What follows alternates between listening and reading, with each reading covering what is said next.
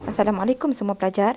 Hari ini cikgu akan meneruskan dengan bab 2 pasaran di bawah topik 2.2.4 iaitu penentu keanjalan harga permintaan.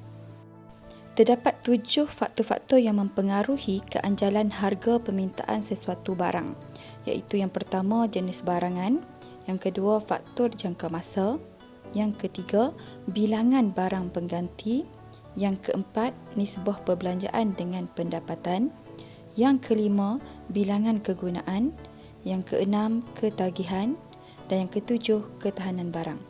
Okey, di sini kita akan melihat bagaimana ketujuh-tujuh faktor ini menentukan kategori barang itu sama ada anjal atau tak anjal. Dan kamu juga kena pandai membezakan di antara faktor penentu yang kita dah belajar sebelum ini, iaitu penentu permintaan dengan penentu penawaran. Dia berbeza dengan penentu keanjalan harga permintaan. Jadi kamu kena bezakan dari segi faktor-faktornya dah, dan cara kamu membuat huraian. Mungkin ada faktor yang sama, tapi cara membuat huraian mesti berbeza. Seterusnya para pelajar, kita akan lihat bagaimana ketujuh-tujuh faktor penentu ini memberi kesan terhadap kategori barang, sama ada barang itu anjal atau tidak anjal. Saya rasa semua dah faham apa yang dimaksudkan dengan anjal dan tidak anjal.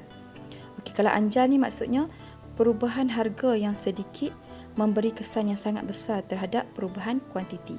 Tetapi kalau tidak anjal, perubahan harga yang sedikit memberi kesan yang sedikit sahaja. Itu maksud tidak anjal. Okey, kita lihat kategori yang pertama, iaitu faktor yang pertama, iaitu jenis barang. Okey, barangan yang mewah, jenis barangan yang mewah menunjukkan sesuatu barang itu dalam kategori anjal, iaitu perubahan harga yang sedikit memberi kesan yang sangat besar sebab dia barang bukan barang perlu. Kalau tak ada pun orang boleh hidup. Manakala barang tak anjal adalah barang keperluan. Perubahan harga yang sedikit memberi kesan yang sedikit sahaja. Okey, faktor yang kedua adalah faktor jangka masa. Maksudnya sesuatu barang itu dikatakan anjal apabila dia mudah dicari penggantinya pada masa hadapan.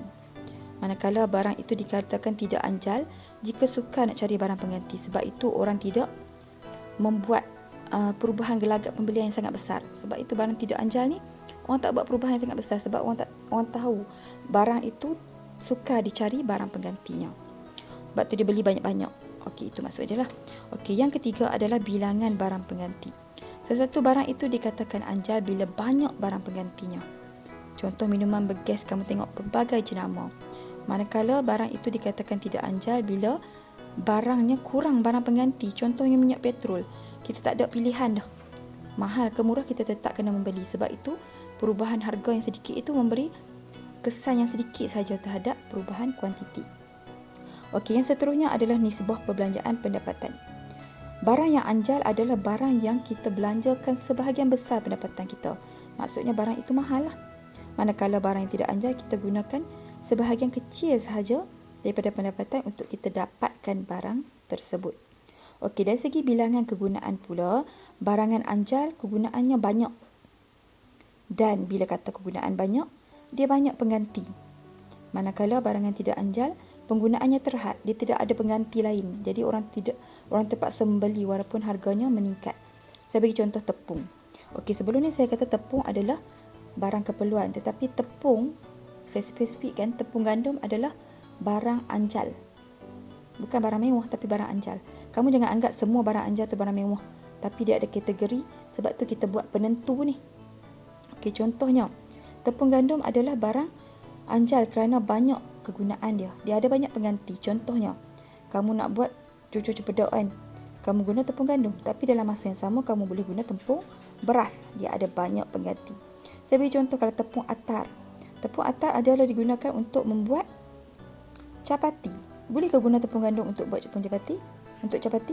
Tak boleh sebab dia tidak boleh digantikan. Sebab tu dikategorikan sebagai barang tidak anjal. Dia tiada pengganti. Dia kurang barang pengganti. Okey, untuk faktor yang seterusnya adalah ketagihan. Ketagihan di sini bermaksud barang itu dikatakan anjal bila tahap ketagihannya rendah. Saya beri contoh, barang itu bila orang minum, orang makan tak ketagih sangat. Jadi orang tak beli pun dia boleh hidup. Itu maksud dia. Kalau barang yang tak anjal ni ketagihan dia sangat tinggi. Saya beri contoh rokok. Kalau tak ada sehari memang orang tak boleh hidup, dia kena beli juga. Kopi, dia sangat kafein dia tinggi, jadi dia boleh memberi kesan terhadap ketagihan. Nescafe, jadi orang terpaksa membeli walaupun harganya meningkat. Yang seterusnya, faktor yang terakhir iaitu ketahanan barang. Barang yang tahan lama dikira barang yang anjal. Itu kamu kena faham lah. Jangan petikai kenapa barang ni anjal, kenapa barang ni tidak anjal. Yang ni kamu kena faham dulu, baru kamu boleh tahu kenapa dia anjal, kenapa tidak anjal. Okey, barang yang tidak tahan lama, contohnya barang yang mudah rosak. Sayur-sayuran, buah-buahan, susu segar dikategorikan sebagai barang tidak anjal. Kesimpulannya hari ini kelas, kamu dah pelajari 7 faktor penentu yang menentukan sesuatu barang itu dalam kategori anjal ke tidak anjal. Sebelum ni kita dah belajar yang ada perkali keanjalan yang lebih daripada satu, dan satu lagi kurang daripada satu, dan satu lagi sama dengan satu. Okey, yang tu saya ajar secara rambang sahaja. Contohnya sebagai contoh barang keperluan, barang dan juga barang mewah. Tapi dalam kali ini saya lebih terperinci supaya kamu nampak sesuatu barang itu tak semestinya semua barang keperluan adalah barang tak anjal. Tak semestinya semua barang mewah adalah barang anjal. Kita tengok juga berdasarkan 7 faktor ini. Jadi kena faham 7 faktor ini baru tahu kategori barang tersebut anjal ke tidak anjal. Cuma kadang-kadang kita kategorikan jenis barang mewah sebagai anjal sebab kebanyakan barang mewah itu adalah dia berkait rapat dengan perubahan kuantiti yang besar. Itu maksud dia. Okey, dan saya harap kamu tak kelirulah di antara penentu keanjalan harga permintaan dengan penentu penawaran dan juga penentu permintaan yang kamu dah belajar pada 2.1 sebelum ini. Okey, itu sahaja untuk hari ini. Kalau tak faham boleh tanya dalam grup dan jawab soalan yang saya berikan. Dan saya harap kamu berusaha dan lebih komited untuk kelas PDPR ini. Sekian, terima kasih.